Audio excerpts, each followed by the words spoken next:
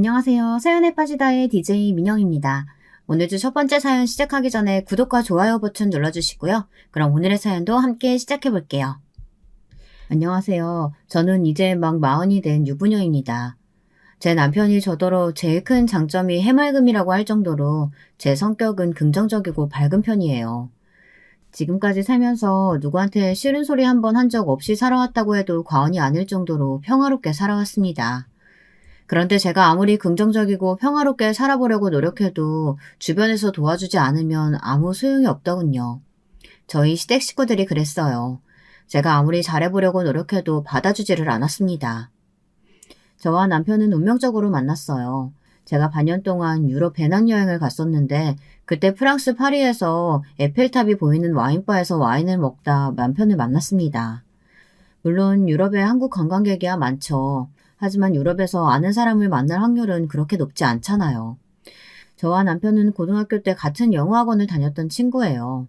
같은 학교는 아니었지만 2년이나 같은 학원을 다녔기 때문에 인사 정도는 하고 지냈었거든요.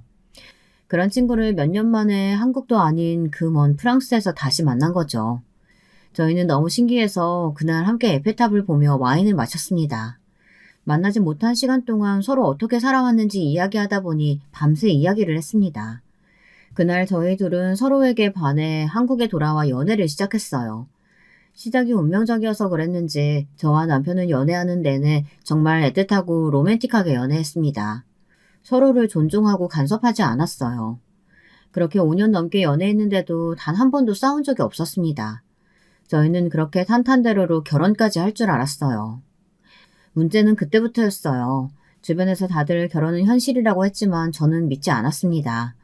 저와 남편은 결혼해도 연애할 때처럼 사이좋게 지낼 자신이 있었거든요. 하지만 제 착각이었죠.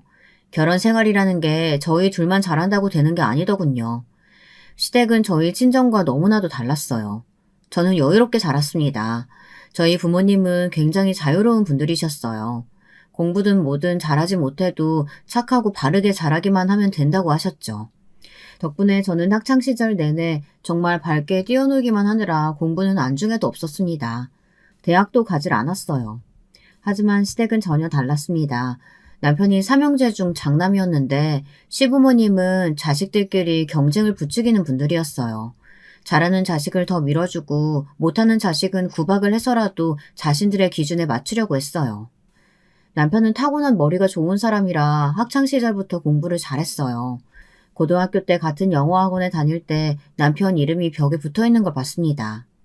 땡땡 고등학교 1학년 5반 오준수, 기말 영어 100점. 이렇게 항상 적혀 있어서 대단하다고 생각했거든요.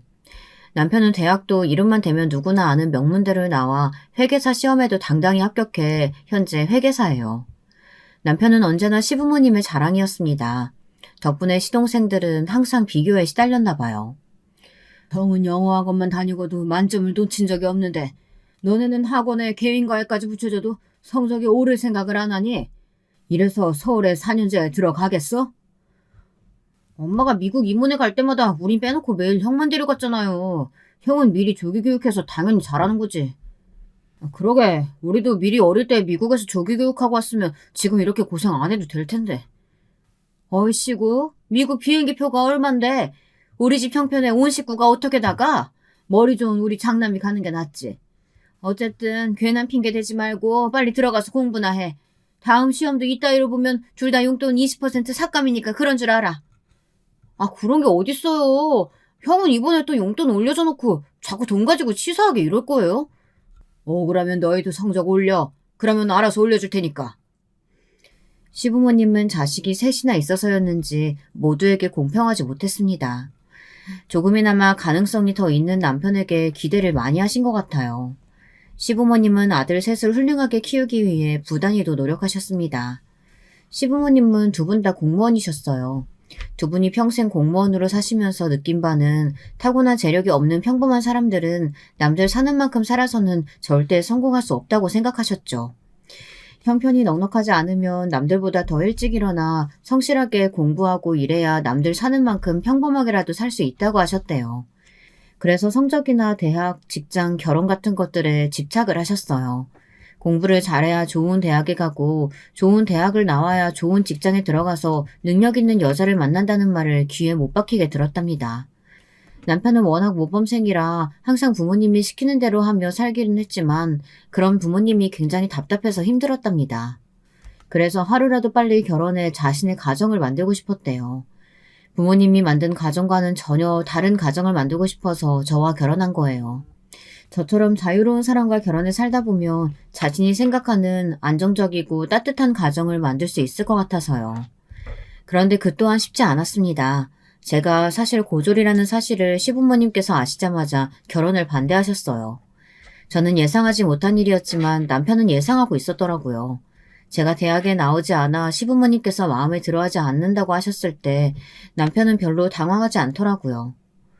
요즘은 개나 소나 다 가는 대학을 도대체 왜 안 갔어? 집안 형편이 그렇게 안 좋았어? 시아버지는 제게 뭔가 대단한 이유가 있어서 대학을 안 갔을 거라고 예상하셨습니다. 그런 사연이 있는 건 절대 아니고요. 그냥 제가 더는 학교에 다니고 싶지 않아서 안 간 거예요. 진심이었습니다. 저는 학교를 별로 좋아하지 않는 학생이었어요. 하지 말라는 것도 많고 지켜야 할 규칙들도 많은 학교가 싫었습니다. 더군다나 특별히 대학에 가서 배우고 싶은 것도 없다 보니 저에게는 대학에 갈 이유가 없었어요. 제가 어른이 돼서 알고 싶고 하고 싶었던 일들은 대학에 없었거든요. 부모님도 제가 원하는 대로 하라고 하셨고요. 부모님이 딸한테 영 관심이 없으셨나 보네. 형제도 없이 혼자라면서 하나뿐인 딸을 어떻게 대학을 안 보내?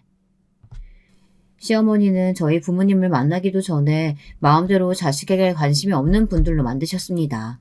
자식에게 무관심해서 대학을 안 보낸 거라고 생각하시더군요.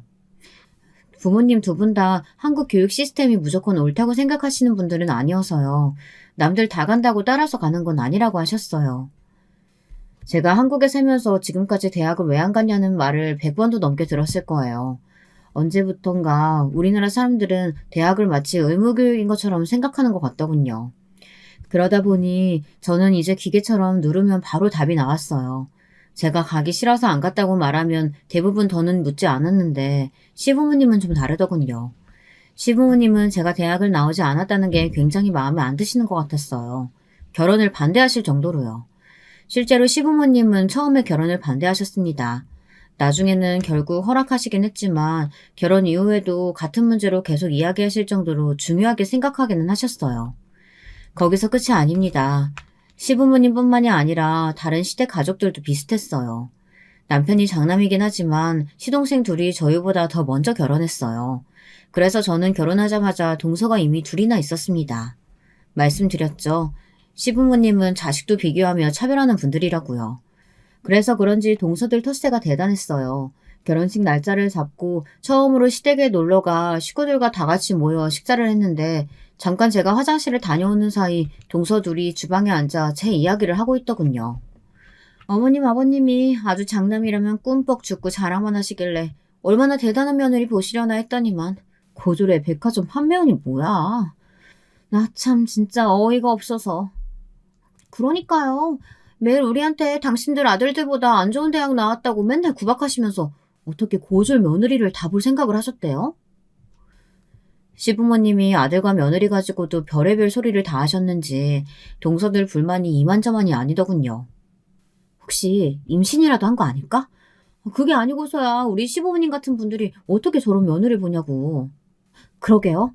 임신 아니면 우리 아주버님 저 여자한테 무슨 약점이라도 잡히신 거 아니에요? 제가 손이 동서라는 게 마음에 들지 않은 건지 왜들 저렇게 말이 많은가 싶더군요. 동서들은 제 험담을 하며 뭐가 그렇게 재밌는지 실실 웃었습니다. 저는 그냥 모르는 척하고 넘어갈까도 했어요. 하지만 앞으로 가족이 될 사이인데 오해를 만드는 것보단 사실대로 이야기하는 게 나을 것 같아 주방으로 들어가 인기척을 냈습니다. 지나가다가 우연히 들었는데 아무래도 내 얘기하는 것 같아서요. 나 임신 안 했어요. 준석 씨랑은 사랑해서 결혼하는 거예요. 어머 형님 어떻게 인기척도 없이 나타나고 그러세요? 아 깜짝 놀랐네. 동서들은 갑작스러운 제 등장에 놀라 어쩔 줄 몰라 했어요. 거기다가 제가 자신들이 하는 이야기를 다 들은 걸 알면서도 사과 한마디 하질 않더군요. 그때 알아야 했습니다. 이 집안 사람들이 보통이 아니라는 걸요. 사실 미리 알았다고 해서 제가 뭔가 단단히 준비하고 시집을 가지는 않았겠지만 그래도 그때라도 알았다면 결혼을 조금 더 신중하게 생각하지는 않았을까 싶기도 해요. 사실 그 정도는 애교였거든요. 결혼할 때까지도 저는 마냥 행복해서 앞으로 제 앞에 펼쳐질 일들은 꿈에도 몰랐습니다. 결혼식을 치르고 첫 명절이 돌아오자마자 모든 일이 현실로 다가왔어요. 한 집안의 맏며느리라는 자리가 쉬운 일이 아니더군요. 결혼 전 친정에서는 명절이면 항상 조부모님 산소에 갔다 부모님과 여행 다니는 정도였어요. 그런데 시댁의 명절은 제가 전혀 모르는 새로운 세계였습니다. 1년에 여러 번 제사를 지내는 정도는 아니었지만 그래도 1년에 2번 설과 추석에 제사를 지내셨어요. 시아버지가 장남이셔서 시댁에서 제사를 지냈죠. 명절 새벽이면 시아버지의 형제분들이 시댁으로 오기 때문에 그 전날 모든 음식 준비를 해야 했습니다. 저는 모두 다 처음 하는 일이라 시어머니 옆에서 뭐든 따라서 해보려고 노력했어요. 생각보다 할 일이 너무 많더라고요. 동서들까지 해서 여자 넷이 준비하는데도 일이 끝날 기미가 보이지를 않았습니다. 머리에 땀이 맺힐 정도로 정신없이 일하고 있는데 동서들이 뜬금없는 소리를 하더라고요. 아, 허리야. 어머님, 이제 우리 집에도 형님 생기셨으니까 앞으로 제사는 형님 내서 하는 거죠? 어머님, 형님한테 제사 언제 물려주실 거예요? 저는 도무지 동서들이 무슨 소리를 하는 건가 싶었습니다. 이제 막 시집와서 아무것도 모르는 저에게 제사를 물려준다뇨. 저는 너무 당황해서 말문이 콱 막혀버렸습니다. 가만 보면 동서둘은 꼭 자매지간처럼 친했어요. 사실 동서들끼리 그렇게 친하게 지내기 어렵잖아요. 알고 보니 두 동서는 공감대가 많더라고요. 우선 둘 다 비슷한 시기에 결혼하기도 했고 출산까지 하면서 직장 생활을 하는 게 여간 힘든 게 아니었나 봐요. 둘 다 지방 출신으로 대학 오면서 서울로 올라온 거라 애를 맡길 친정도 멀고 시부모님은 연세가 많다 보니 아이를 봐주실 수가 없었어요. 그러다 보니 동서 둘이 서로 육아도 도와주고 살림도 도와주면서 가깝게 지냈나 봐요. 동네도 같은 동네로 걸어서 5분 거리에 살더라고요. 그렇게 서로 자매처럼 지내다가 지금은 아예 둘이 직장을 그만두고 퇴직금으로 같이 가게를 차렸어요. 대학가 근처에서 분식집을 하더라고요. 저는 사실 두 동서 사이가 부러웠어요. 저도 친하게 지내고 싶었죠. 그런데 이미 글러먹은 것 같았습니다. 이제 보니 동서들은 남편이 결혼하기만을 기다렸나 봐요. 장남이 남편이 결혼을 안 해서 맏며느리가 없으니 자신들이 힘들다고 투덜거리며 맏며느리가 들어오면 제사를 넘겨버리려고 했나 보더군요. 아무래도 이대로 가만히 있다가는 제가 괜히 덤터기를 쓸 것 같아 한마디 하려고 했습니다. 이 많은 음식을 제가 혼자 어떻게 준비하냐고요. 그런데 그때였어요. 제가 나서기 전에 시어머니께서 버럭 소리를 지르셨습니다. 정신없이 바빠 죽겠는데 무슨 헛소리들 하는 거야? 큰애가 맏며느리긴 해도 이제 막 시집와서 제사의 제자도 모르는 애한테 하나라도 더 알려주려고는 하지 못할 망정? 넷이 하기도 벅찬 제사를 떠넘기려고 해? 너희 지금 세 사람 들어왔다고 텃세 부리니? 안 그래도 제삿날이라 시어머니께서 예민하신 와중에 동서들이 계란 소리까지 하니 시어머니께서 화가 많이 나신 것 같더군요. 조상님 드시는 음식 만들면서 며느리들이 하기 싫은 티 내면 조상님들 다 하셔. 너희들 그렇게 제사 음식 하기 싫으면 앞으로는 다 오지 마라. 내가 혼자 해도 되니까. 저는 다행이다 싶었습니다. 동서들은 좀 얄미워도 시어머니께서 제 입장을 빨리 해결해 주신 덕분에 제가 굳이 나서서 이야기하지 않아도 되니 다행이더군요. 어머니도 참, 제가 음식하기 싫어서 이러겠어요. 그냥 형님 긴장하시라고 농담 좀 한 거죠. 시어머니가 계셔도 저에게 제사를 넘기니많이 헛소리들을 하길래 동서들이 시어머니도 안 무서워하는 줄 알았더니 그건 아닌가 봐요. 시어머니의 호통 한 방에 동서들은 다들 몸을 사리더군요. 저는 시어머니에게 혼도 났으니 동서들이 더는 제 앞에서 까부는 일이 없겠지 했습니다. 그런데 아니더군요. 명절 이후에 동서들이 저를 은근 따돌렸어요. 가끔 볼 때마다 은근슬쩍 제가 모르는 이야기들을 하면서 저를 끼워주지 않으려고 했어요. 동서들은 저보다 몇 년씩 일찍 결혼해서 아이가 다 하나씩 있었어요. 저도 주변에 결혼하고 아이를 키우는 친구들이 많아서 웬만한 육아에 대해서는 다 알고 있는데 툭하면 동서들은 저는 모르는 이야기라고 하면서 안 끼워주려고 했어요. 시댁에서 밥을 먹고 치울 때도 둘이 따로 나가서 디저트를 먹고 오기도 하고 설거지나 뒷정리도 꼭 둘이서만 하려고 했습니다. 물론 여자들이 있는 곳은 어디나 텃세가 존재하니 처음엔 저도 그러려니 했어요. 시간이 흐르면 자연스레 괜찮아지겠지 싶어서요. 그런데 동서들의 행동은 단순히 텃세라고 하기는 항상 도가 지나쳤어요. 첫째 동서 아이가 5살이라 말을 굉장히 잘해요. 벌써 한글 공부도 하고 있어서 눈에 보이는 글씨를 다 읽습니다. 하루는 시댁에 모여 다 같이 과일을 먹고 있었는데 텔레비전에 수능날이라며 교실에서 수능을 보고 나오는 학생들의 장면이 나왔습니다. 그 장면을 보고 조카가 저 시험이 무슨 시험이길래 텔레비전에도 나오냐고 신기했습니다. 많이 어려운 시험이냐면서요. 그럼 저 시험을 잘 봐야 좋은 대학 나와서 좋은 직장에 다니는 거야. 큰아빠가 저 시험 엄청 잘 봐서 우리나라에서 제일 좋은 대학에 들어갔잖아. 우리 손주, 머리는 너희 아빠 엄마보다 큰아빠를 닮아야 돼. 그래야 공부 잘해서 좋은 대학 가고 훌륭한 사람 되지. 시어머니는 언제나 공부 이야기만 나오면 남편 자랑은 하느라 바쁘셨습니다. 옆에는 저마저 민망할 정도로 큰아들 바라기셨습니다. 그럴 때마다 시동생들은 또 시작이다라는 식의 반응이었어요. 하도 많이 들어서 이제는 익숙한지 그날도 어김없이 시동생들은 고개를 절레절레 흔들었어요. 시동생과 동서들도 다들 좋은 직장에서 열심히 직장 생활을 하는데도 시부모님은 성에 차질 않으시는 것 같았죠. 그때 조카가 물었습니다. 좋은 대학에 나오면 뭐가 좋은 거냐고요. 좋은 대학 나오면 다 좋지. 봐라, 큰아빠가 좋은 대학 나와서 공부도 잘하니까 돈 잘 버는 회계사 시험도 한 번에 붙었잖아. 시아버지의 말에 조카가 대단하며 엄지손가락을 축혀 세웠습니다. 남편은 쑥스러운지 시부모님께 이제 그만하시라고 했어요. 그런데 그때 동서가 시부모님 말에 좀 기분이 상했는지 굳이 안 해도 될 말을 하더군요. 괜히 제게 시비를 걸면서까지요. 그래, 큰아빠는 공부도 잘하고 좋은 대학 나와서 훌륭한 분이야. 그래서 결혼은 자신보다 조금 부족해도 사람 마음씨만 보고 결혼했다니까. 큰아빠 완전 멋지지? 이건 뭐 먹이 사슬이 따로 없었습니다. 저희 시댁 분위기가 항상 이랬어요. 시부모님의 일방적인 남편 사랑이 시동생들이나 동서들의 시샘과 질투로 저에게 날아왔어요. 동서들이 보기엔 제가 만만했나 봐요.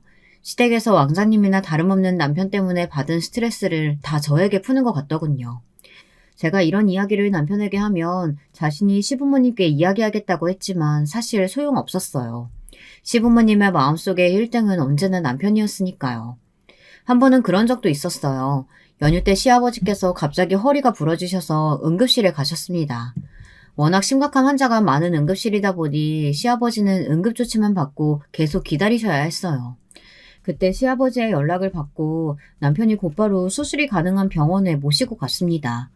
남편이 병원 회계 쪽을 담당하다 보니 아는 의사들이 많거든요. 그 일로 시부모님의 남편 사랑은 더 커져버렸습니다. 거의 무한 신뢰였어요. 이래서 사람이 능력이 있어야 돼. 봐라, 그 많은 사람이 응급실에서 아무것도 못하고 다 기다리고 있는데 나만 우리 아들 덕분에 1시간도 안 돼서 수술 딱 받았잖아. 자식 많고 며느리 많으면 뭘 해. 우리 큰아들이 있으면 무적인데. 거 봐요. 이게 다 누구 덕이야. 내가 어려서부터 일찍이 우리 큰아들 재능을 알아봐가지고 밀어준 덕분에 이렇게 훌륭하게 자란 거 아니에요? 그냥 평소 잘 아는 분이 마침 근처 병원 하시니까 부탁한 거죠. 뭐 그래도 수술 잘 끝나서 다행이에요. 둘째, 막내. 너희는 뭘 그렇게 뚱하니 앉아있어? 형한테 고생했다고 고맙다고 인사를 해야지. 아무리 장남이라도 자식이 셋이나 있는데 혼자 자식 노릇하느라 얼마나 힘들겠어? 시동생들은 하도 들어서 이제는 아예 면역이 생겨서 신경도 안 쓰는데 동서들이 기분이 나쁜지 씩씩거리더군요. 저는 이해가 됐어요. 제가 보기에도 시부모님이 너무하시다 싶었거든요. 그런데 그때였어요. 동서들이 뒤틀린 심기를 또 이상하게 드러내더군요. 어머님, 아버님이 이렇게 이뻐하시는 아주버님이 빨리 손주를 낳아드려야 할 텐데 두 분 다 나이가 있어서 큰일이네요. 형님하고 아주버님 병원은 가보셨어요? 아무 문제 없으시대요? 아무리 시부모님이 남편만 예뻐해서 세미나도 그렇지 이제는 하다하다 나이 공격까지 하더군요. 그럼 우리 둘 다 결혼 전에 병원 가서 산전검사 다 받았는데 둘 다 건강하대. 둘 다 아이 낳고 싶어 하니까 아마 금방 생길 거야. 저는 동서들의 도발에 일일이 대꾸하고 싶지 않았지만 그래도 제 생각을 이야기하고 싶었습니다. 저도 아이를 낳고 싶은 건 사실이니까요. 우리 큰형님 너무 해맑으시다. 요즘 뉴스도 안 보세요? 여자나이 35 넘으면 노산이에요. 지금도 노산이 훌쩍 지난 건데 뭘 믿고 그렇게 태평하시대? 재수 씨들이 우리 일에 이렇게 관심이 많은 줄 몰랐네요. 우리 일은 우리 부부가 알아서 할 테니까 걱정 마세요. 남편이 나서서 이야기하니 동서들도 금방 입을 다물었습니다. 거기서 한마디 더 해봐야 시부모님에게 호통이나 들을 테니까요. 그리고 얼마 뒤 제가 일하는 구두 매장에 동서들이 놀러 왔어요. 저는 둘이 쇼핑 나왔다가 들렀나 보다 싶어 반갑게 아는 척을 했습니다. 그런데 동서들은 뭔가 떨떠름한 표정으로 매장을 들어오더라고요. 제가 원래 이런 중저가 신발은 잘 안 신는데 형님이 여기서 일하신다고 하니까 도저히 그냥 지나쳐서 다른 매장에 갈 수가 있어야죠. 저는 동서가 하는 말에 어이가 없어 다른 매장에 가서 사도 된다고 했습니다. 제가 동서들한테 구두 한 켤레 더 판다고 부자가 되는 것도 아니니까요. 그런데 더 기가 막혔던 건 동서들의 태도였습니다. 진열장에 전시된 구두를 이것저것 마구 만지더니 하나씩 거의 다 신어봤어요.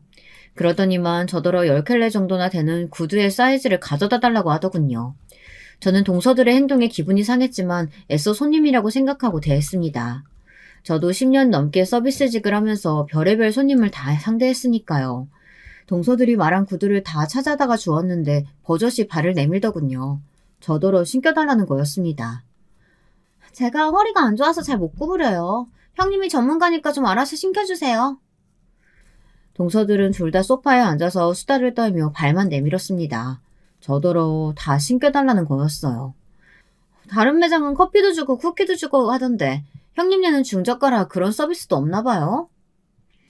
동서들은 작정하고 온 거였어요. 저를 가지고 놀려고요. 저도 점점 화가 나서 더는 받아줄 생각이 없었습니다. 우리 매장은 VIP 고객들한테만 서비스해. 왜? 구두 살 돈은 있고 커피 마실 돈은 없어? 내가 커피 사다 줘? 어머, 형님 말 되게 이상하게 하신다. 저희가 설마 그럴 돈이 없어서 이러겠어요? 이래서 형님네 브랜드가 아직 중저가를 못 벗어나는 거예요. 서비스가 좋아야 고객들이 알아서 찾아오는 거지. 동서들, 다른 매장에 가서도 이러는 거 아니지? 내가 걱정돼서 하는 말인데 다른 데 가서는 이러지 마. 나야 가족이니까 참아주는 거지. 다른 데 가서 이러면 동서들 안전요원한테 쫓겨나. 저도 참다 한마디 했습니다. 이건 구두를 사러 온 게 아니라 분명 저를 괴롭히러 온 게 분명하니까요. 그 말에 첫째 동서가 소파에서 벌떡 일어나더니 제 팔을 잡더군요. 형님도 누가 보면 저희가 형님 매장에 진상이라도 떨러 온 줄 알겠어요? 제가 다른 명품 구두 매장 다 놔두고 형님네 구두 팔아주겠다고 동서까지 데리고 여기 왔는데 그거 좀 도와주는 게 그렇게 귀찮으세요? 그래서 무슨 서비스직을 한다 그래요. 이래서 직원은 학부해보고 뽑아야 한다니까. 대학도 못 갈 정도로 공부도 안 했으니 무슨 일에 대한 열정이 있겠어? 동서는 자기가 뭐라도 되는 줄 아는지 선을 단번에 넘어버리더군요. 저는 도저히 들을 수가 없었습니다. 동서, 지금 말 다 했어? 동서가 나에 대해 뭘 안다고 함부로 짓거려. 저는 순간 이성을 잃고 동서 머리끄댕이를 잡으려고 달려들었습니다. 그때 막내 동서가 지금 뭐 하는 거냐며 저를 말리지 않았다면 저는 정말 동서 머리를 잡고 마구 흔들었을 거예요. 그날 이후 저와 동서들 사이는 아예 틀어졌습니다. 처음에는 저도 손윗사람으로서 어떻게든 잘 지내보려고 했어요. 시부모님이 좀 유난하게 남편을 대하시고 시동생들을 차별하더라도 그러려니 하고 자식들끼리는 잘 지내야 하지 않나 싶어서요. 그런데 동서들은 절대 그럴 생각이 없어 보였습니다. 어느 날이었어요. 시아버지가 허리 수술을 하신 이후 갑자기 경과가 안 좋아지셔서 병원에 꽤 오래 계셨습니다. 거의 한 달을 계셨어요. 시어머니가 시아버지 간호하느라 계속 병원에 계시다 보니 이것저것 챙겨야 할 일이 많았죠. 필요한 것들이 있으면 병원에 가져다 드려야 했고 병원에서 쓰시던 물건들을 받아와 정리하는 일도 있었습니다. 거기다가 집도 오래 비우다 보니 집안 청소나 냉장고 정리를 해달라고 하셨어요. 크게 힘든 일도 아니니 굳이 동서들이나 시동생들에게 이야기하지 않고 제가 알아서 했습니다. 그리고 갑자기 길어진 병원 생활에 시어머니도 많이 힘들어하셔서 남편이 쉴 때면 교대해서 병원에 들어가 있기도 했어요. 저는 길어봐야 한 달이니 우리가 알아서 하면 되겠지 싶었는데 남편은 은근 저에게 미안했나 봐요. 앞으로는 시동생들에게 이야기할 테니 저더러 병원에 오지 않아도 된다고 했습니다.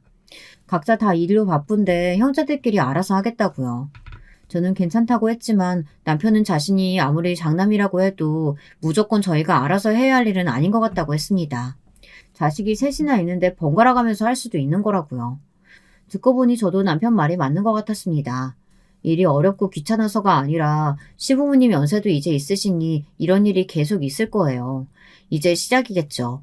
그럴 때마다 항상 저희가 알아서 하다 보면 나중에 시동생들이나 동서들은 전혀 신경 쓸 것 같지 않았어요. 더군다나 시어머니도 병원 생활이 길어지시니 많이 힘들어 하셨습니다.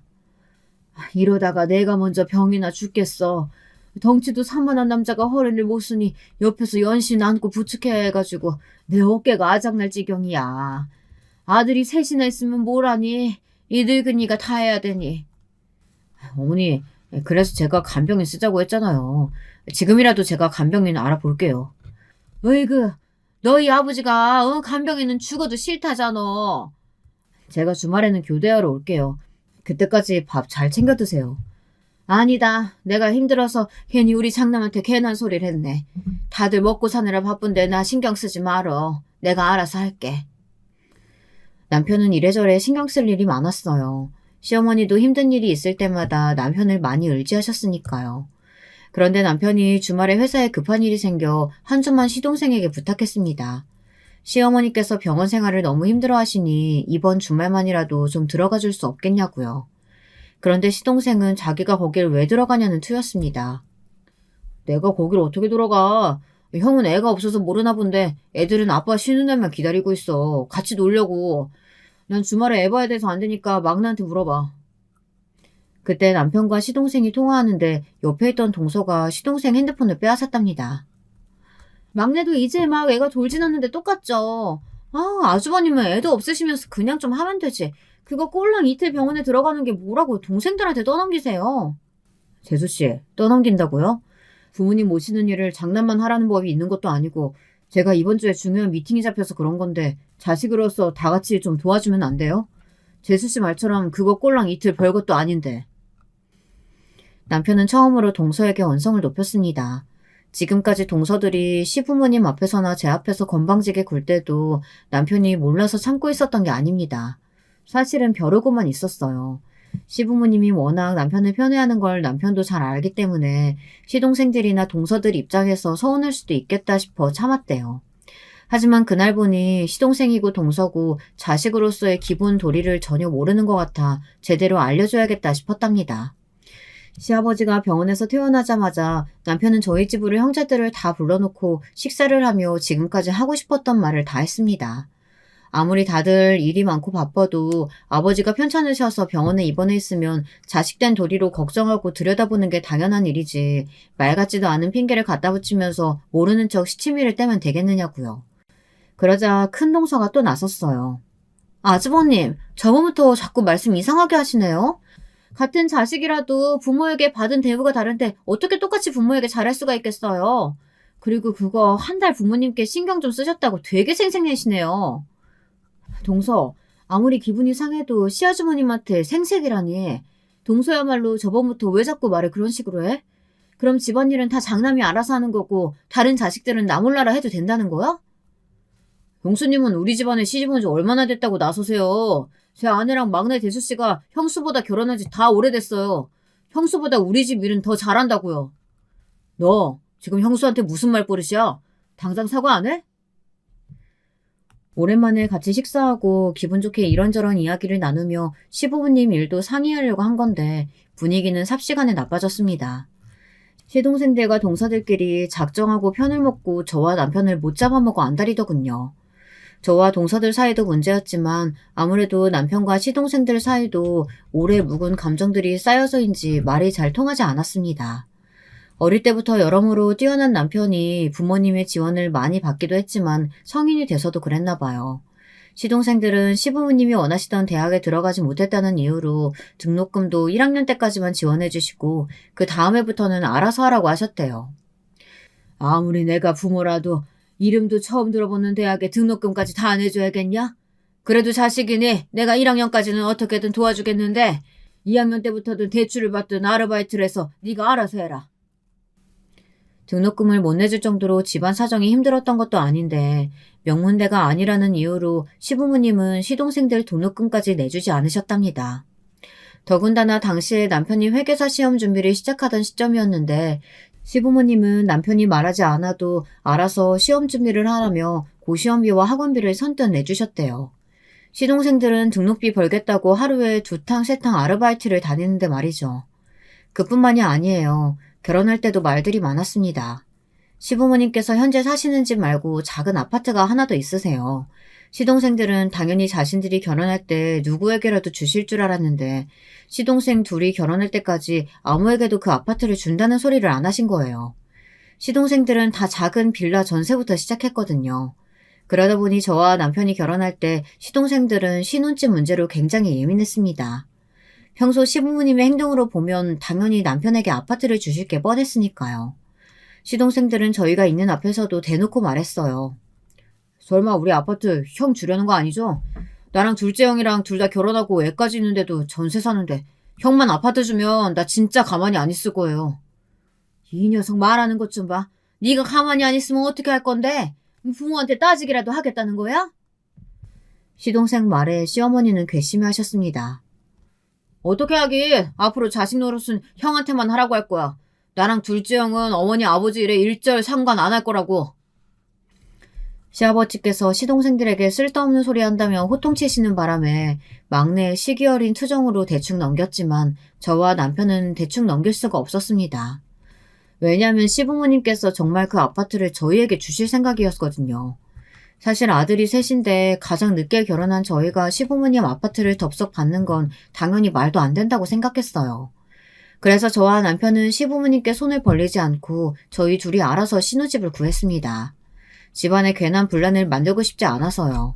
그리고 얼마 뒤 남편이 시부모님께 말씀드렸습니다. 그 아파트는 시부모님이 젊어서부터 열심히 일해번 돈으로 사신 집이니 자식들 걱정은 마시고 나중에 노후 자금으로 쓰시라고 했어요. 아니면 저희는 정말 괜찮으니 시동생들에게 나눠주셔도 된다고 했죠. 시부모님은 끝까지 장남인 저희에게 주시려고 했지만 저희는 끝까지 받지 않았습니다. 그래서 결국엔 나중에 그 아파트가 팔리면 똑같이 셋이 나눠준다고 하셨던 것 같더라고요. 이런 상황에서 남편이 시부모님에게 편애를 좀 받는다고 해서 뭔가 저희가 장남으로서 대단히 많은 혜택이라도 누리기라도 한 것처럼 시동생들이 몰아가니 슬슬 듣기 거슬리더군요. 그날 이후 형제들 간의 사이가 확실히 달라졌습니다. 그전에도 사이가 좋은 건 아니었지만 확실히 어색해졌어요. 그러던 와중에 저희 부부에게 좋은 일이 생겼습니다. 제게도 아이가 생겼어요. 사실 결혼하고 나서부터 아이를 가지려고 많이 노력했는데 잘 생기지 않아 마음 졸이고 있었거든요. 결혼한 지 딱 1년이 지났을 무렵 자연스레 아이가 저희에게 찾아왔습니다.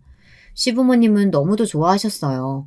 둘 다 나이가 있어서 좀 걸릴 줄 알았는데 그래도 40 전에 생겨서 다행이라고 하셨죠. 힘들게 생긴 만큼 몸조심해야 한다고 걱정이 많으셨어요. 다들 축하하는 와중에도 동서들은 임신한 저를 볼 때마다 한 소리씩들 했습니다. 형님만 보면 한숨이 절로 나오네요. 저도 한창 때인 20대 때 낳고 키웠는데도 힘들어서 둘째는 꿈도 못 꾸는데 형님은 이제 생겨서 도대체 언제 다 키운대요? 그러게요. 애 학교 들어가서 한참 사춘기 때 형님 나이 50이라니. 아이 친구들이 엄마가 아니라 할머니라고 놀리면 어떡해요? 동서들은 도대체 뭐가 재밌는지 자기들끼리 깔깔거리며 웃었습니다. 저는 이제 이 정도로는 화도 나지 않았어요. 제가 나이가 많은 것도 사실이고 애가 학교 갈 정도로 크면 제가 50대인 건 사실이니까요. 더군다나 병원에 갈 때마다 의사 선생님에게 듣는 소리가 노산이라는 말이었어요. 산모가 나이가 많으니 걱정할 게 한두 개가 아니더라고요. 저는 임신한 지 2달도 채 되지 않아 회사를 그만둬야 했습니다.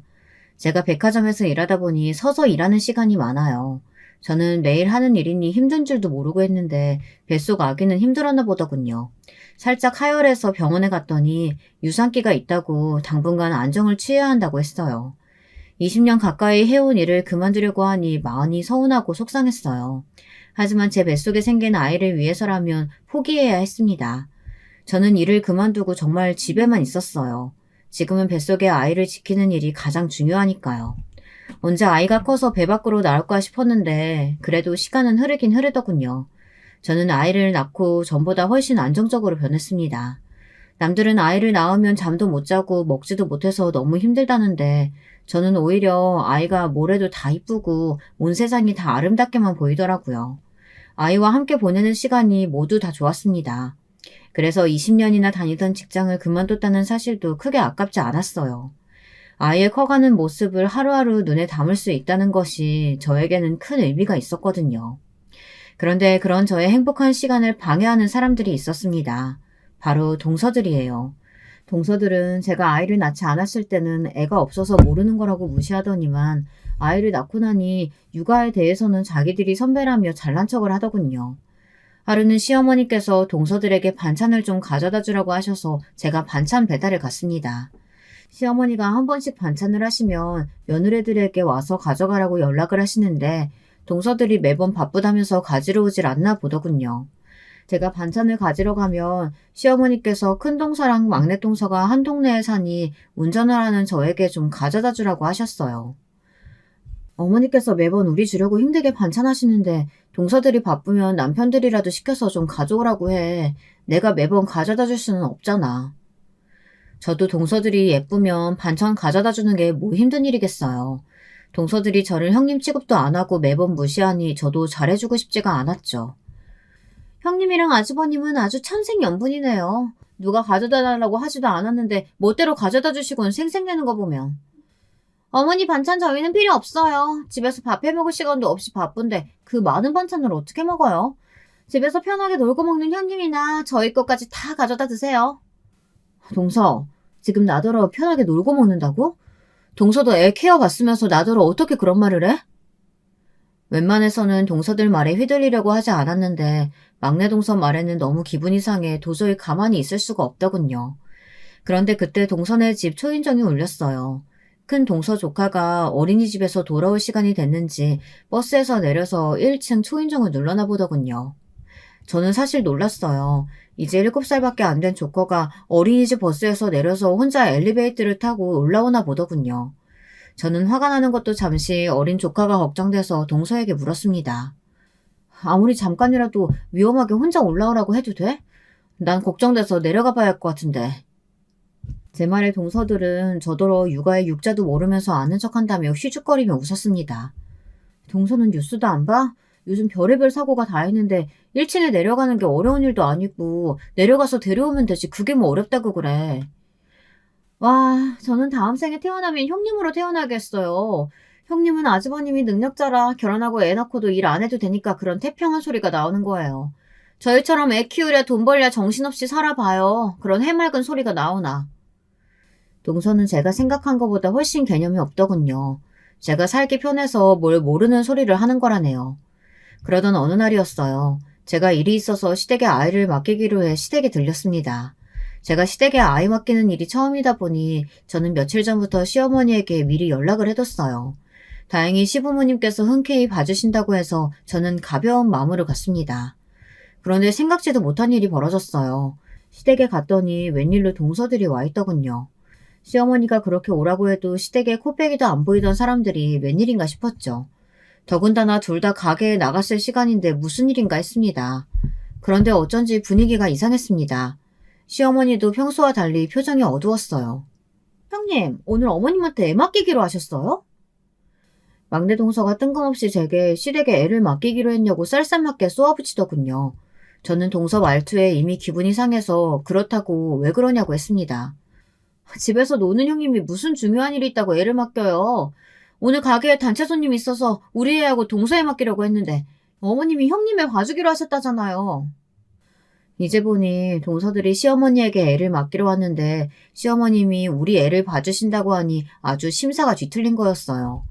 저도 웬만하면 좋게 말해주고 싶었지만 동서 둘이 항상 편먹고 싸가지 없이 구는데 저도 이제 질려버렸습니다.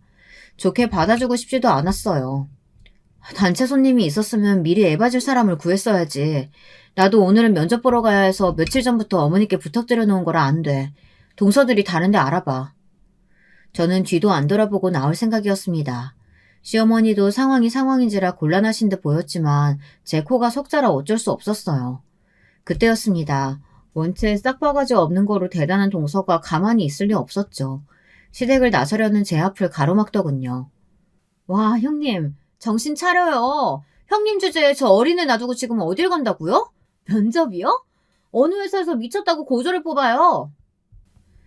동서는 이제 시어머니가 옆에 계셔도 아랑곳하지 않고 선을 넘더군요.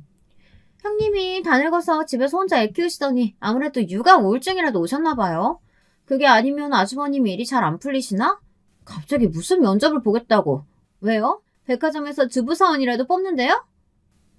동서들은 신이 나서 깔깔거렸습니다. 저는 어이가 없더군요. 동서들은 도대체 지금까지 어떻게 살아왔으면 저 정도로 정신이 나간 건가 싶었죠. 듣다 듣다 시어머니가 아무래도 안 되겠다 싶으셨는지 동서들에게 한마디 하시려고 하더군요. 저는 시어머니에게 괜찮다고 눈짓을 했어요. 저도 이제 더는 봐주지 않으려고요. 동서들 길을 아주 팍 꺾어놔야겠다 싶었습니다. 동서들이 지방 출신이라 아는지 모르겠네. 혹시 대우회사라고 알지? 나 오늘 거기 면접 보러 가. 인사팀 부장 자리로. 형님, 요즘 개그 배우세요? 저 지금 너무 웃겨서 빵 터졌잖아요. 대우회사가 미쳤어요? 형님 같은 고졸을 부장 자리에 뽑아줄게? 이거 어쩌지? 나 동서들 웃기려고 이러는 거 아닌데. 대우회사 대표가 바로 우리 아빠야. 나 우리 아빠 회사로 들어가기로 했어. 제 말에 순식간에 집안이 조용해졌습니다. 동서들은 둘이 서로 눈을 맞추더니 어색하게 웃었어요. 정말 그 모습을 봤어야 해요. 동서 둘 다 눈동자가 얼마나 세차게 흔들리는지 저도 모르게 웃음이 터졌다니까요. 형님, 진짜 사실이에요? 형님 친정아버지가 진짜 대회사 대표냐고요? 어이구, 너희는 속고만 살았니? 우리 큰며느리네 친정이 대우 맞아. 내가 우리 잘난 장남 아무 집에나 장가 보냈겠어? 동서들은 시어머니에게 직접 듣고 나서야 믿었습니다. 그러더니 한다는 말이 가관이었어요. 형님, 큰형님 친정 우리보다 별 볼 일 없다면서요. 그러니까 우리 마음대로 주물러도 된다고 하시더니 도대체 뭘 듣고 와서 그런 거예요? 내가 분명히 큰형님네 친정 부모님 경기도 어디서 일한다고 들었는데. 맞아. 우리 아버지 회사 본가가 경기도에 있어. 공장 부지도 경기도에 있고. 그랬습니다. 저희 시부모님이 어떤 분들입니까? 장남이라면 아주 덜덜 하시는 분이에요. 그런 분들이 저와 결혼을 어떻게 허락하셨겠어요. 저와 남편이 결혼할 때 시아버지 아파트에 욕심을 낼 필요가 없었던 게 저희 친정에서 이미 제 앞으로 해준 아파트가 있었어요. 서울 한복판에 40평대 아파트요. 그런 집을 떡하니 결혼하면서 가져왔으니 시부모님이 제가 아무리 고졸이라도 더는 반대하실 수 없었던 거죠. 그날 이후 동서들의 태도는 아주 180도 달라졌습니다. 그럴 만도 했어요. 사실 시동생 둘 다 다니는 직장이 저희 친정아버지 회사와 같은 계열이에요. 전에 남편에게 들었는데 작은 시동생은 저희 아버지 회사에 면접을 본 적도 있는데 떨어졌다고 하더라고요. 형님, 우리 귀여운 조카 이제 이유식 먹기 시작했다면서요? 이유식 만들기 너무 힘드시죠? 제가 동서랑 이유식 만들어 왔어요. 이거 먹고 우리 조카가 좋아하면 앞으로 저희가 이유식은 싹 다 책임질게요. 저는 기가 막혀서 갑자기 왜 이러냐고 했습니다.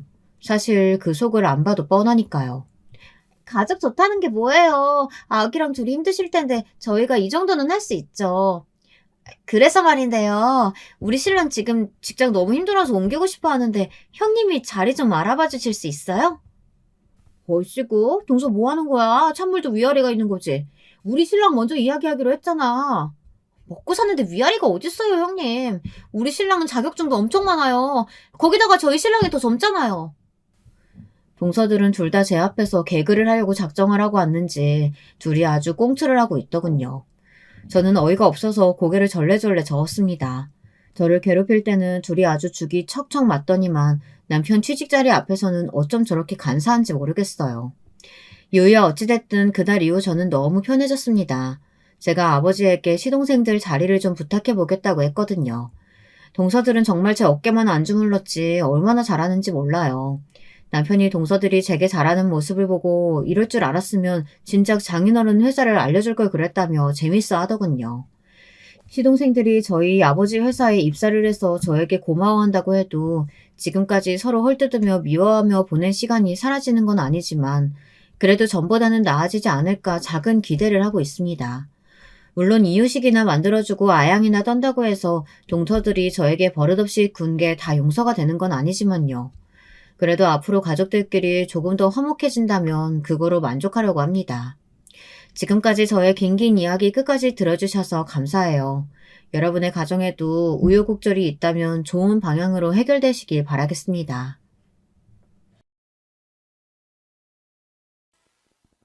여러분, 두 번째 사연 시작하기 전에 좋아요, 구독 꼭 눌러주실 거죠? 그럼 두 번째 사연 바로 시작합니다. 안녕하세요. 저는 현재 서울에서 작은 꽃집과 카페를 하는 40대 후반의 여자입니다. 요즘 비수기라 가게가 바쁜 편은 아니라 평소에 유튜브로 사연을 많이 듣고 있었는데 듣다 보니까 제 사연도 제보하면 좋을 것 같아 제보하게 되었습니다. 저는 앞서 말했듯 서울에서 작게 꽃집과 카페를 합쳐서 운영하고 있고 남편과 사랑스러운 두 명의 딸과 행복하게 살고 있습니다. 하지만 제가 처음부터 이렇게 잘 산 것은 절대 아니고요. 저는 결혼 전에 정말 파란만장하게 진행이 되어서 그 사연을 제보하려고 합니다. 제 설명을 먼저 해보자면 저는 태어나기는 서울에서 태어났지만 자라는 것은 충청북도에 있는 작은 시골에서 자랐어요.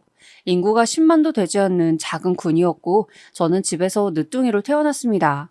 그래서 위로 언니와 오빠가 있는데 언니랑은 12살, 오빠랑은 16살 차이가 나서 집에서 사랑을 독차지하며 컸습니다. 어릴 때 기억은 5살 정도부터 생생히 기억이 나는데요. 언니 말로는 딱 그때쯤에 우리 부모님께서 은퇴하시고 시골로 내려왔다고 해요.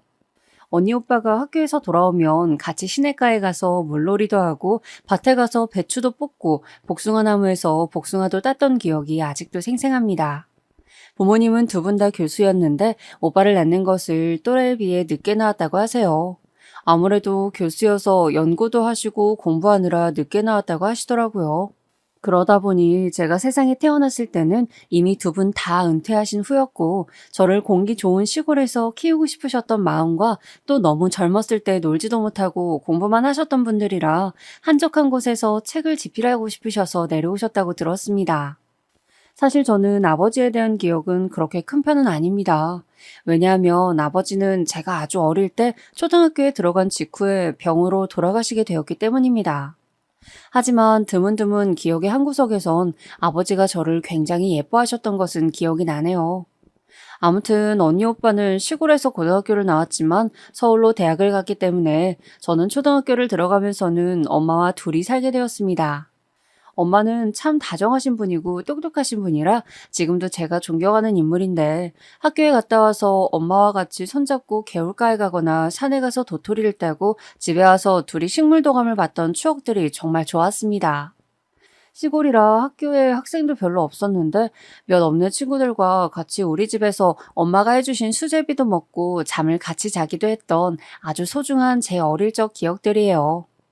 다행히 부모님이 두 분 다 교수였기 때문에 모아놓은 돈은 충분했고 또 엄마는 가끔 책을 내셔서 생활비도 걱정이 없었습니다. 제가 기억하는 초등학교 시절은 엄마는 항상 거실에서 책을 펼쳐놓고 생활하셨던 기억일 정도로 엄마는 배울 점이 정말 많으신 분이었어요. 또 엄마는 재직했던 학교에 1년에 한두 번씩은 가셨는데 그때마다 저를 데리고 가셨습니다. 엄마 손을 꼭 잡고 서울에 갔었던 날들은 제 인생에서 잊을 수 없는 기억을 만들어 주었어요. 자라기를 시골에서 자라 제가 본 서울의 풍경들은 너무 멋지고 대단해서 꼭 대학을 가면 언니 오빠처럼 서울로 와야겠다는 생각이 들었었죠. 그렇게 저는 시골에서 중학교까지 나왔는데 언니와 오빠가 종종 저와 엄마를 보러 시골로 내려왔었어요. 그때 저는 평소와 같이 방에서 책을 보고 있었는데 거실에서 언니 오빠와 엄마가 제 얘기를 하는 게 들렸습니다. 고등학교는 서울에서 보내는 게 어떻냐. 그래야 서울에서 대학 가는 게 훨씬 수월하다. 우리 때와 환경이 다르니 고등학교는 언니 집에서 살면서 다녀야 한다는 얘기였는데 저는 그 얘기를 방에서 몰래 듣고 심장이 팔딱팔딱 뛰었습니다. 왜냐하면 저에게 있어서 서울은 정말 환상 그 자체였기 때문이에요. 엄마가 다음날 아침에 언니네 집으로 가서 살면서 고등학교에 가는 거 어떠냐고 물으셨고 저는 고민도 하지 않고 당장 갈 수도 있다고 하니 엄마와 언니 오빠가 저를 보고 웃으셨습니다. 그렇게 호기롭게 말하고 중학교를 졸업하고 바로 언니네 집으로 갔는데 서울에 가고 싶었던 마음은 굴뚝 같았지만 막상 엄마와 떨어져야 한다니 그게 또 슬퍼서 하염없이 울었던 기억도 나네요. 엄마는 저에게 울지 말라고 더 큰 사람이 되어야 하니까 정신 똑바로 차리라고 말씀해 주셨고 저는 씩씩하게 언니를 따라 서울에 오게 되었습니다. 언니는 사실 그때 결혼 예정인 남자친구가 있었는데 둘이 크게 싸우고 파혼하게 되어서 외로웠다고 저를 무척 반겨주었어요. 그렇게 저는 언니 집에서 생활하며 고등학교에 다녔는데 서울에서 사는 것은 저를 설레게 하고 온갖 신기한 것들이 가득해서 즐거웠지만 또 한편으로는 무척 외롭기도 하였습니다. 언니는 그때 서울에 있는 아주 큰 대기업에 다녔었는데 워낙 일이 바빠서 야근하는 날이 대부분이라 저를 많이 챙겨주지 못했거든요. 물론 언니에 대해 원망하거나 그런 것은 전혀 아니고 언니를 이해하고 오히려 고마웠지만 근본적인 외로움을 떨치지는 못했습니다. 그런 감정은 엄마도 똑같았는지 제가 서울로 고등학교에 가자 엄마는 작게 게스트하우스를 하시게 되셨어요. 워낙 작은 동네라 손님이 많은 편은 아니었지만 그래도 종종 인근에 있는 대도시에 방문하는 사람들이 잠깐 들릴 때 이용하기엔 좋아서 적적함을 달래기엔 좋다고 하셨습니다. 호텔처럼 크게 숙박시설을 운영하는 것은 아니었고 정말 방 한 칸을 내서 운영했기 때문에 돈은 되지 않으셨지만 외로움을 달래기엔 좋다고 하셨어요. 정말 외로움이라는 게 사람을 힘들게 하는 건 줄 저는 고등학교 때 알았습니다. 살면서 어릴 때는 가족들한테 사랑만 받고 자랐고 초등학교에 입학해서 중학교를 졸업할 때까지는 엄마와 붙어 살았고 또 시골 특성상 서로 다 아는 사이여서 작지만 깊은 관계를 유지했기 때문에 저는 서울에서 적응을 잘하지 못했습니다. 서울은 학생들도 많고 학교 자체도 커서 제 마음속에는 설렘과 동시에 무서움도 자리 잡았습니다. 그러던 저에게 한 줄기 빛 같은 사람이 있었는데 그 사람이 바로 지금의 제 남편입니다. 남편은 저와 같은 고등학교에 다녔던 친구였는데 고등학교 때는 그냥 정말 친구의 사이였어요. 저는 문과반을 선택했는데 남편도 문과였고 선택 과목이 똑같아서 3년 내내 같은 반이었습니다. 제가 시골에서 자라서 많은 사람 속에 있으면 울렁거리는 증상이 있어서 특히 고등학교 1학년 때 많이 힘들어했는데 남편이 그때 제 짝이었어요. 제가 수업 중에 울렁거려서 반을 뛰쳐나가면 본인도 같이 따라 나와서 제가 심호흡을 할 수 있게 같이 도와주던 아주 착한 사람이었습니다. 이 밖에도 제가 하교하면 친구가 없어서 외로우니까 혼자 도서관에 가서 책을 읽고는 했는데 남편은 그런 저를 따라와서 옆에 앉아서 같이 시간을 보내주었어요. 낯가림이 아주 심한 편인데 그런 남편 덕분에 고등학교 때 정말 많이 의지하면서 보냈습니다. 오히려 언니보다 남편이 같이 있던 시간이 길었고 엄마와 전화할 때 제가 남편 얘기를 너무 많이 하니까 엄마는 그때부터 제가 남편과 결혼할 것 같다고 하셨어요. 하지만 저는 연애는 무조건 대학에 가서 하라는 언니의 방침 때문에 남자친구가 저를 좋다고 해도 학생이 무슨 연애를 하냐 밀어냈고 남자친구는 그 말을 듣고 우리가 둘 다 대학에 갔을 때 저에게 고백했습니다.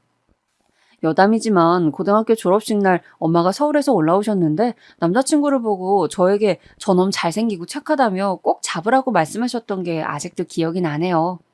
그리고 워낙 저희가 고등학교 내내 붙어 다녔기 때문에 언니도 당연히 남친의 존재를 알고 있었고 선생님들도 저희를 한 쌍으로 여기곤 하셨기 때문에 우리가 결혼한다고 했을 때 다들 그럴 줄 아셨다고 하셨습니다.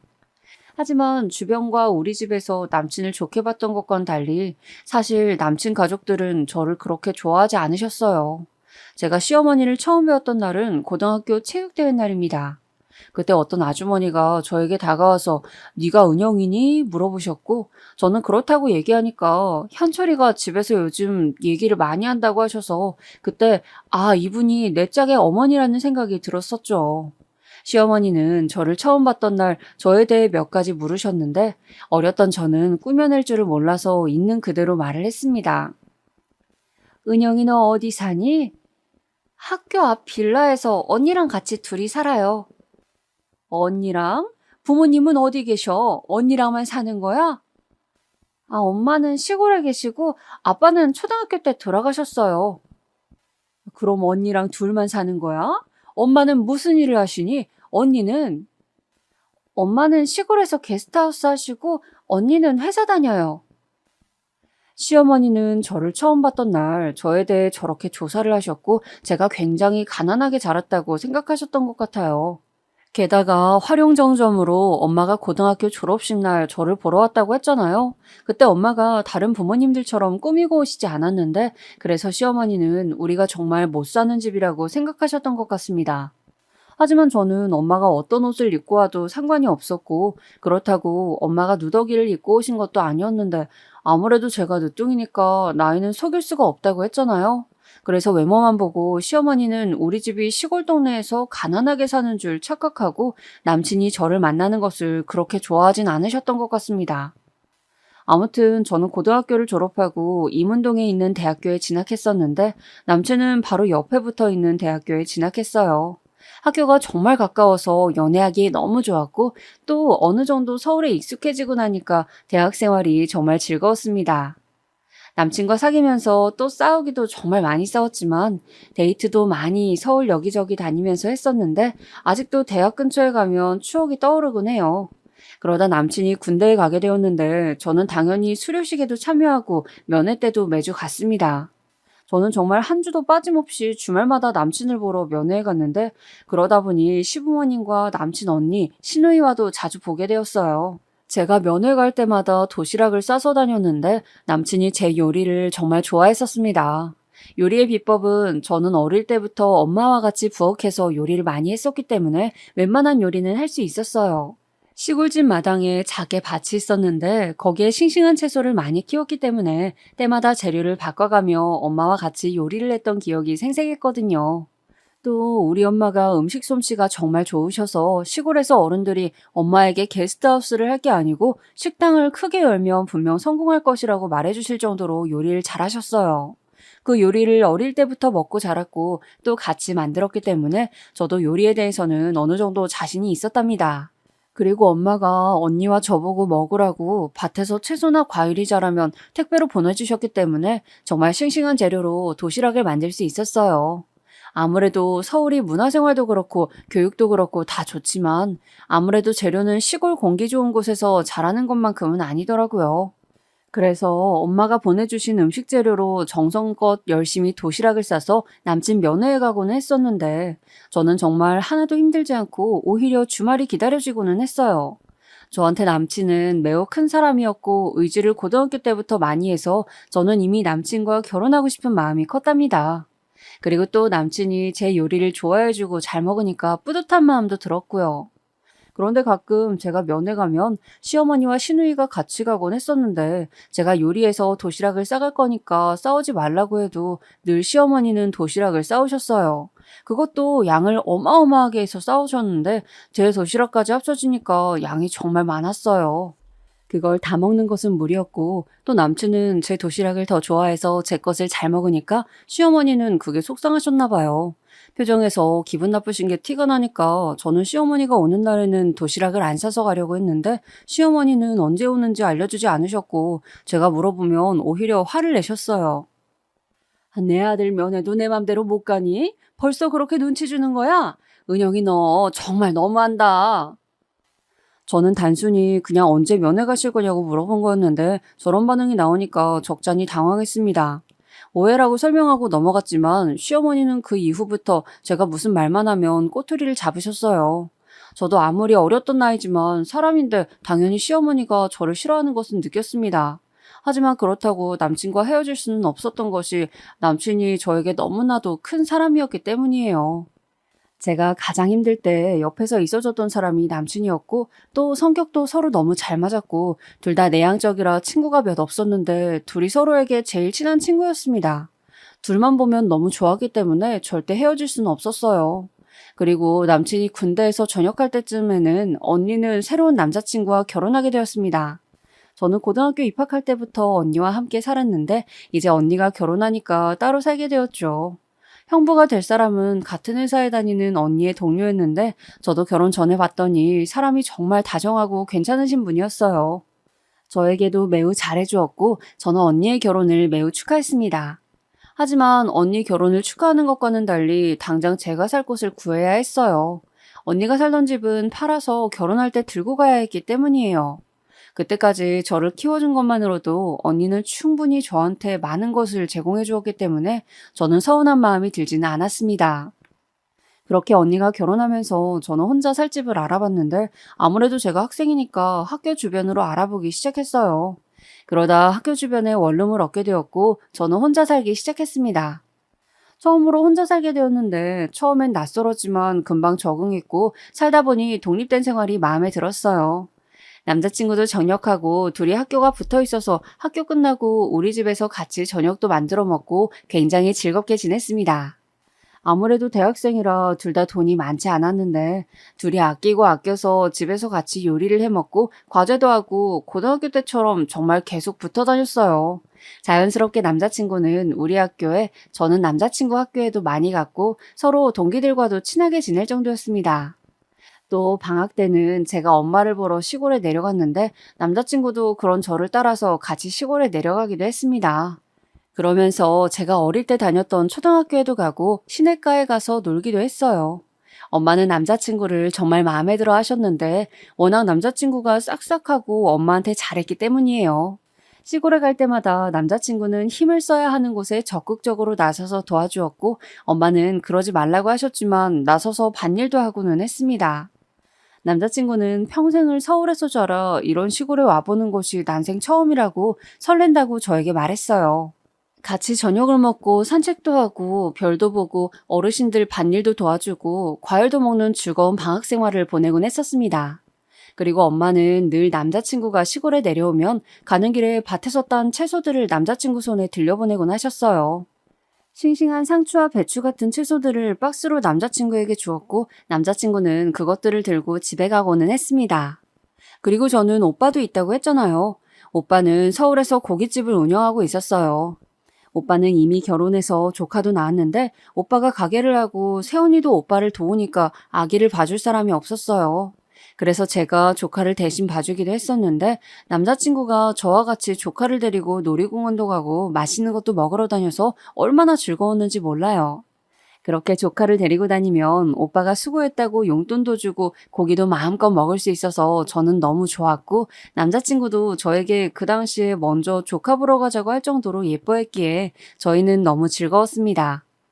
평일에는 학교에 다니며 같이 과제하고 취업 준비도 하고 재미있게 놀고 주말에는 바쁜 오빠 부부를 위해 조카도 돌보고 용돈도 받으며 행복하게 지냈었는데 그걸 시어머니에게 들켰던 날이 있어요. 그날은 조카와 셋이 놀이공원에 가기로 한 날이었는데 남자친구가 집에 지갑을 놓고 왔다고 잠깐 들리자고 해서 같이 남자친구 집으로 가고 있었습니다. 그런데 정말 우연히 집 앞에서 시어머니와 시누이가 장을 보고 들어오고 있었고 우리랑 딱 맞닥뜨리게 되었어요. 시어머니는 저를 보고 달려와서 이 아기 정체가 뭐냐고 물어보셨고 저는 조카라고 말했지만 시어머니는 정말 조카가 맞냐고 저에게 말씀하시면서 도대체 우리 아들한테 왜 그러냐고 속상하시다고 하소연을 하셨습니다. 조카는 처음 보는 사람이 자기 고모한테 뭐라고 하니까 놀라서 울고 남자친구도 집에서 내려와서 자기가 좋아서 그러는 건데 왜 그러냐고 하고 정말 난리가 아니었습니다. 그렇게 원래 가기로 했던 놀이공원은 가지도 못하고 남자친구 집에 올라가서 저는 하루 종일 해명을 해야 했어요.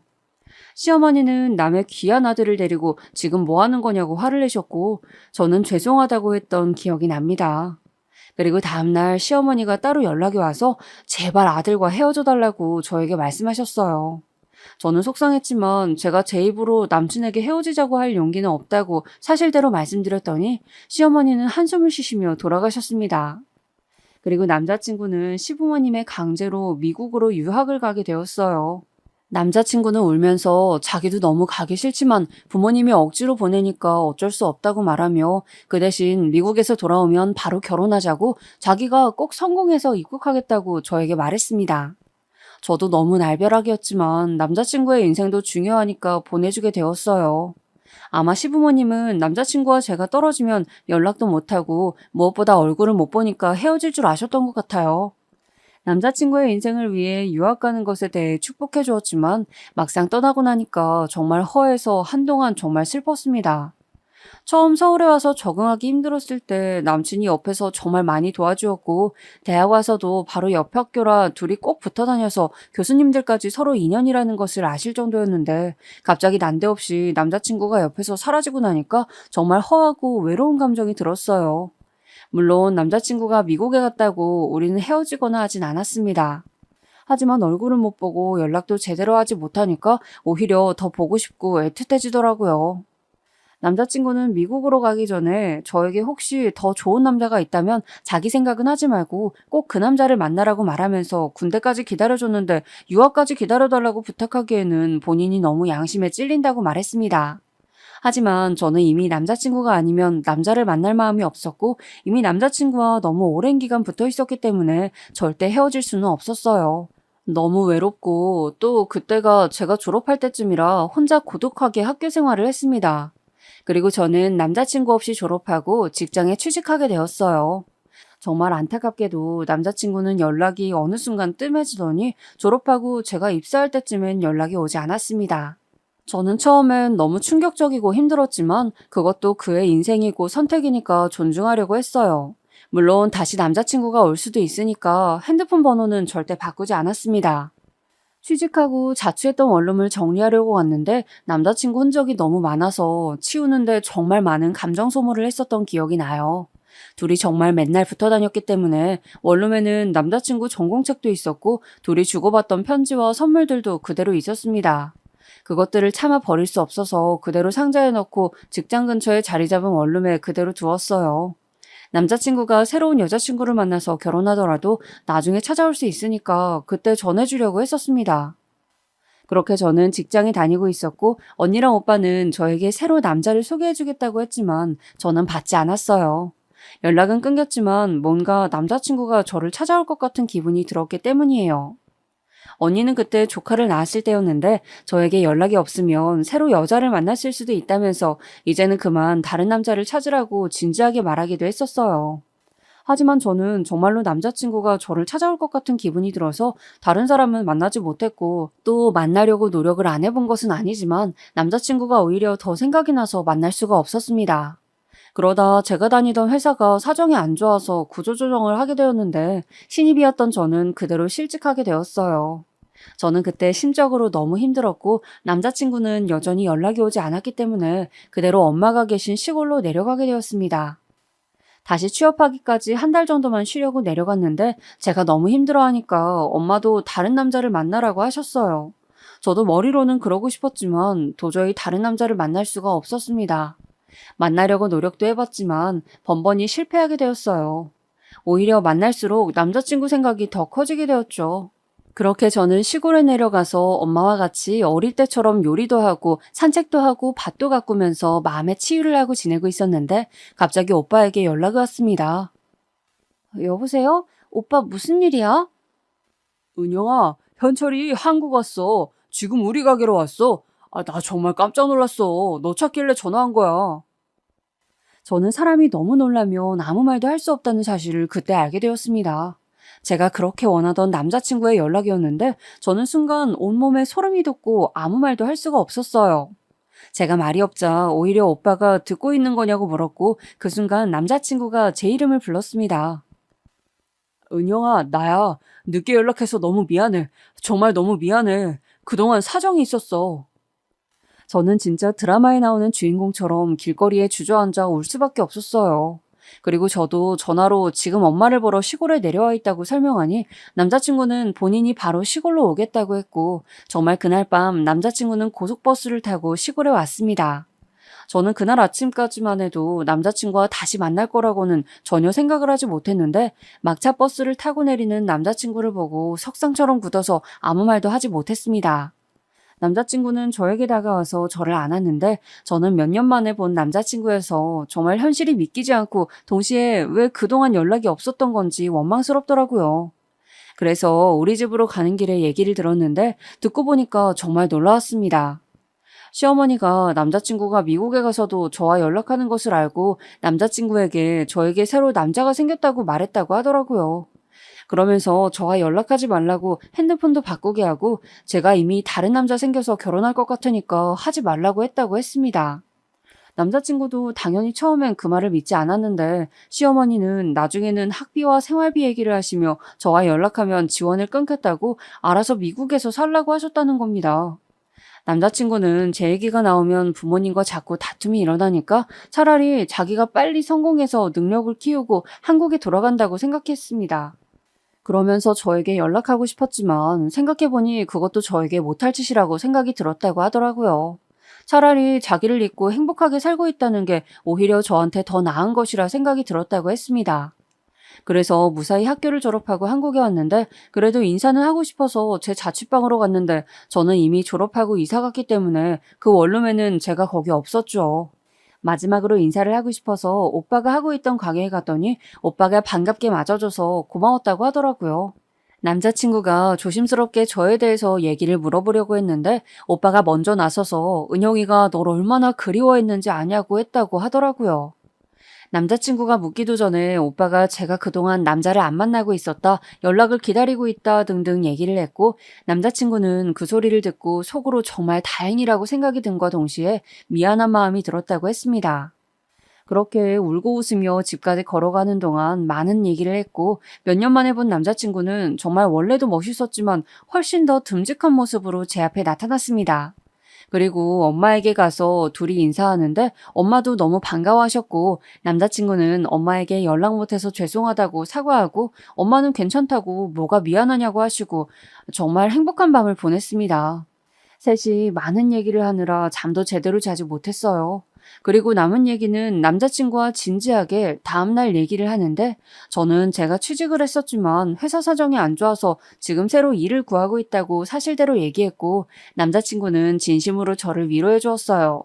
그러면서 본인이 미국에서 열심히 공부했기 때문에 미래는 걱정하지 말라고 이제 정말 결혼하자고 하더라고요. 저는 정말 너무 행복했고 남자친구와 드디어 결혼할 수 있는 건가 생각이 들었지만 동시에 시댁에 대한 걱정과 우려도 생겼습니다. 왜냐하면 남자친구가 강제로 미국에 간 이유도 시부모님이 제가 시골 출신이고 또 아버지도 안 계시니까 저와 만나지 말라고 보낸 거였는데 과연 미국까지 가서 유학하고 돌아온 남자친구와 저를 결혼 허락을 과연 해줄지 걱정이 되었습니다. 결혼은 현실이고 또 그렇게 반대를 많이 하셨으니 자신도 없었어요. 제가 사실대로 남자친구에게 터놓자 남자친구는 자기도 그게 정말 걱정이었지만 그래도 자기가 잘 말해보겠다고 자기를 믿으라고 말하고 홀로 서울로 가게 되었습니다. 그렇게 남자친구는 서울로 가고 저는 시골에 계속 남아있었는데 갑자기 오빠에게 전화가 와서 받았더니 정말 황당한 얘기를 듣게 되었어요. 바로 시어머니가 오빠 가게까지 찾아가서 제발 자기 아들을 놔달라고 했다는 거예요. 사실 제가 그동안 시어머니가 저를 마음에 들어하지 않는다고 가족들에게 터놓고 있지 않았었는데 오빠는 시어머니가 가게에 찾아오니까 너무 당황스럽다고 저에게 말했습니다. 저는 피하지 않고 남자친구와 같이 시부모님께 말해야겠다고 생각해서 서울로 가서 시부모님을 배웠는데 정말 시부모님은 예전보다 훨씬 강경하게 반대하셨습니다. 정말 쉽지 않았어요. 어머니, 저 정말 은영이와 결혼하고 싶어요. 고등학교 때부터 제가 말씀드렸잖아요. 안 된다. 절대 안 돼. 너 정도면 훨씬 좋은 여자 만날 수 있어. 우리가 지금 안 그래도 알아보고 있으니까 가만히 있어. 조건 좋은 여자 널리고 널렸는데 도대체 왜 이러니? 아버지, 은영이처럼 착하고 예쁘고 성실한 사람 없어요. 아가씨도 생각이 있으면 아가씨가 내 아들 놔줘요. 부탁이에요. 저는 정말 남자친구만 생각하면 당연히 결혼하고 싶었지만 저렇게 반대하는 집안과 결혼을 해야 할까 생각도 들었습니다. 언니에게 이 얘기를 했더니 언니는 왜 제가 그런 집안에 시집을 가야 하냐고 속상하다고 울기도 했어요. 만약 엄마가 하시면 얼마나 속상하겠냐고 저에게 남자친구와 헤어지고 새로운 좋은 집안의 남자를 만나라고 했습니다. 저는 남자친구에게 이렇게 반대가 심하고 결혼 허락을 몇 년에 걸쳐서 받고 있는데 이게 너무 지친다고 말했고 헤어지자고 결국 말하게 되었습니다. 저도 사람이니까 저를 반기지 않는 사람과 계속 마주하는 게 심적으로 정말 많이 힘들었기 때문이에요. 자존감도 내려가고 이렇게까지 결혼해야 하나 생각도 들었습니다. 그래서 저는 남자친구와 헤어지고 다른 남자를 만날 생각이 없이 시골로 내려가서 엄마와 평생 같이 살 계획이었습니다. 남자친구에게 미국에서 정말 고생 많았고 앞으로 행복하게 새로운 여자 만나서 잘 살라고 말하며 헤어지자고 했죠. 남자친구는 절대 헤어질 수 없다며 붙잡았지만 저는 더 버틸 수가 없었어요. 일방적으로 이제 제가 연락을 끊었고 저는 시골로 내려가게 되었습니다.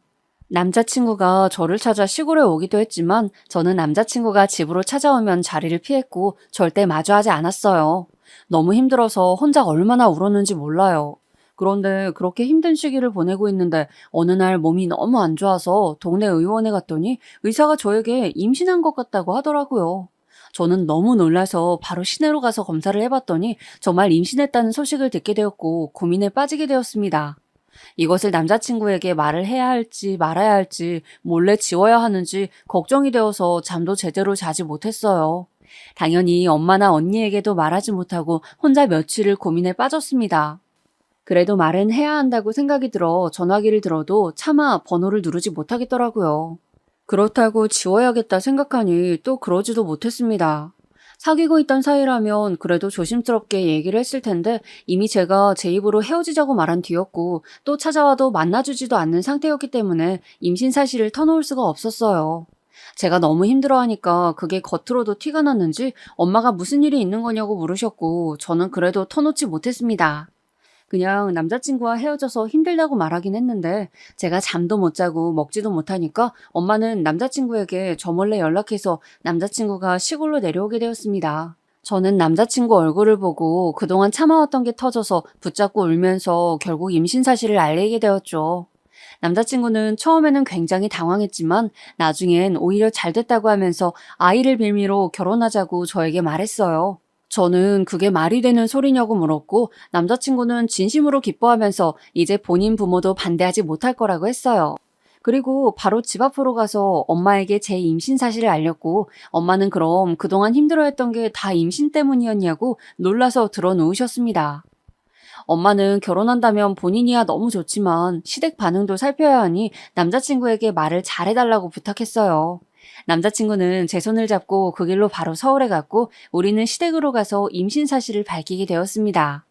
저는 아직도 그날 시어머니의 얼굴이 떠오르는데요. 그 아이가 네 아이인지 어떻게 알아? 아무도 모르는 거야. 네 새끼 아닐 수도 있어. 뭘 믿고 그렇게 단정하는 거야? 어머니, 그게 무슨 말씀이세요? 현철 씨 아이 맞아요. 다른 건 몰라도 이건 정말이에요. 엄마, 정말 왜 그러세요? 저는 은영이와 결혼하고 싶어요. 제발 허락해주세요. 시어머니는 급기야 아이가 남자친구 아이가 아닐 것이라고 우기셨고 저는 그것은 정말 아니었기에 처음으로 강하게 제 의견을 표출했어요. 시아버지도 저를 그렇게 마음에 들어 하지는 않으셨지만 제가 임신했다고 하니 어쩔 수 없이 결혼 허락을 결국 하시게 되었습니다. 시어머니는 끝까지 반대하셨지만 자식 이기는 부모 없다는 말 아시죠? 남자친구가 단식투쟁까지 하자 시어머니도 결국 백기를 드셨습니다. 저도 남자친구가 단식투쟁까지 할 줄은 몰랐는데 저와 결혼하지 않으면 차라리 죽겠다고 아무것도 먹지 않고 방에서 나가지도 않고 말에 대답도 하지 않으니 결국 시어머니도 허락하게 되었죠. 아무리 말려도 들은 척도 하지 않았다고 하더라고요. 그렇게 남편의 단식투쟁과 아기 덕분에 우리는 우여곡절 끝에 결혼할 수 있었는데 그것은 시작이었습니다. 시어머니는 상견례 때도 기분이 안 좋으신 것을 엄청 티내셨고 엄마가 결국 저에게 따로 시어머니 표정이 너무 안 좋으시다고 말씀하실 정도였어요. 시어머니는 사실 가진 것에 비해 사치가 매우 심하셨는데 그런 점이 우리 엄마와는 정반대셨습니다. 엄마는 교수로 재직하실 때도 온화하시고 똑똑하셔서 제자들이 시골로 종종 찾아올 정도였어요. 하지만 원래 꾸미는 걸 안 좋아하시고 또 티내는 것도 안 좋아하셔서 겉모습만 봐서는 평범하세요. 하지만 시어머니는 본인 재산에 비해 과하게 꾸미는 걸 선호하시고 정말 겉모습으로 사람을 판단하는 분이셨죠. 그래서 본인이 보기에 우리 엄마가 꾸밀 줄 모르고 시골에 살고 또 제가 아빠도 계시지 않으니까 무시했던 것 같아요.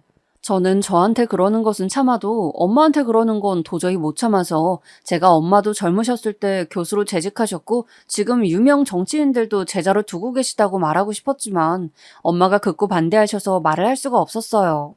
엄마는 지나간 직업은 지나간 것이고 본인은 지금 시골에서 작게 게스트하우스를 운영 중인 사람이니 그렇게 시부모님께 소개했고 시부모님의 편견은 더욱 커지게 되었죠. 남편에겐 시누이도 있었는데 시누이도 저에게 시골 사는데 예단은 제대로 해올 수 있냐고 물을 정도였습니다.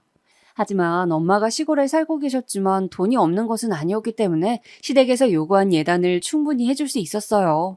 제가 그 정도는 가능하다고 답하니 시어머니는 무리하게 대출받지 말고 못하겠으면 말하라고 하더라고요. 그런데 정말 감당 가능해서 저는 당당했습니다. 신혼집은 남편 직장 근처에 잡게 되었고 저는 태교를 하며 미리 들어가서 남편과 살았습니다. 결혼식은 아이를 낳고 하자고 결정했기 때문에 미리 신혼집에서 살고 있었는데 그렇게 살다 보니 어릴 때 대학생 때 제 원룸에서 둘이 살았던 것도 머리에 생각나고 추억이 떠올랐어요. 그렇게 저는 첫째 아이를 낳게 되었고 앞서 말했듯이 공주님이 태어났습니다. 시어머니는 노골적으로 다음에는 아들을 낳으라고 하셨지만 남편과 저는 성별이 무슨 상관이냐고 우리가 좋으면 됐다고 하며 즐겁게 결혼식 준비를 하게 되었죠. 그렇게 제가 산후조리도 하고 슬슬 결혼식 준비를 하는데 한복을 고를 때 마찰이 있었어요. 보통은 분홍색 한복은 신부 측에서 많이 입는 한복이잖아요. 그런데 시어머니가 본인이 분홍색의 예쁜 한복을 입겠다고 한복집에서 고집을 부리셨어요. 저번이 분홍색은 신부 색상이라고 말해도 듣지를 않더라고요. 결국 엄마가 본인은 아무 색도 괜찮으니 사돈 편하신 대로 하시라고 했고 시어머니는 한복집에서 제일 화려한 한복을 고르게 되었습니다. 엄마는 이미 오빠와 언니가 결혼할 때 한복을 입었기 때문에 가지고 계신 한복을 입게 되었죠. 저는 엄마에게 예쁜 한복을 해주고 싶었는데 엄마는 본인이 괜찮으시다며 보통 한복을 입으셨어요. 그렇게 크고 작은 마찰을 잠재워가며 결혼식을 준비했고 결국 결혼식 날이 되었습니다. 엄마는 자식 중 제가 늦둥이었고 저에게 애정이 매우 크셨기 때문에 아는 분들에게 처음으로 연락을 많이 돌리셨어요. 원래 제자들에게도 절대 연락하지 않으시는데 이번에는 먼저 연락하셔서 늦둥이 딸이 결혼한다고 알리셨다고 하더라고요. 제가 정신없이 화장하고 신부 대기실에 들어가서 손님 맞이를 하다가 잠깐 드레스에 문제가 생겨 로비로 나왔는데 그때 시댁 식구들이 하는 말을 우연히 듣게 되었습니다. 엄마는 오빠가 결혼할 때 맞추었던 하늘색 한복을 입고 있었는데 아무래도 오빠는 저와 나이 차이가 16살이나 나고 결혼한 지 꽤 되었기 때문에 한복이 오래된 것이었어요. 저도 그것을 알기에 엄마에게 새로 해주고 싶었던 거죠. 아무튼 그래서 저도 엄마 한복이 계속 머리에 걸렸는데 시어머니가 하는 말씀이 제 귀에 콱 박히게 되었습니다. 촌사람이라 옷발도 더럽게 안 봤네? 너무 촌스러워. 엄마, 분홍색 한복 입길 잘했어. 엄마밖에 안 보여. 아니, 저 한복 정말 몇 년 전 거야?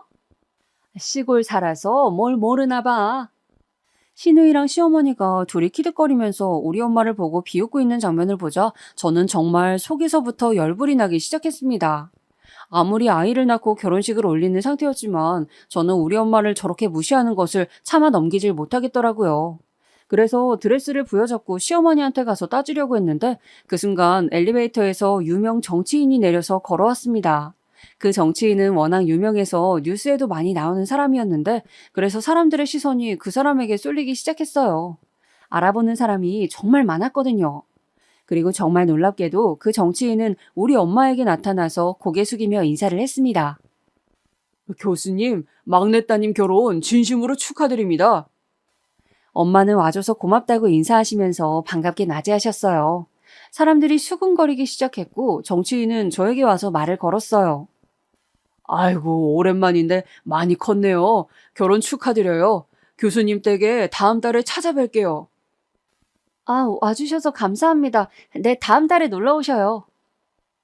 이 뒤로도 유명 정치인이 더 방문했고 정치인뿐만 아니라 연예인들과 각종 유명 인사들도 많이 방문해 주었습니다.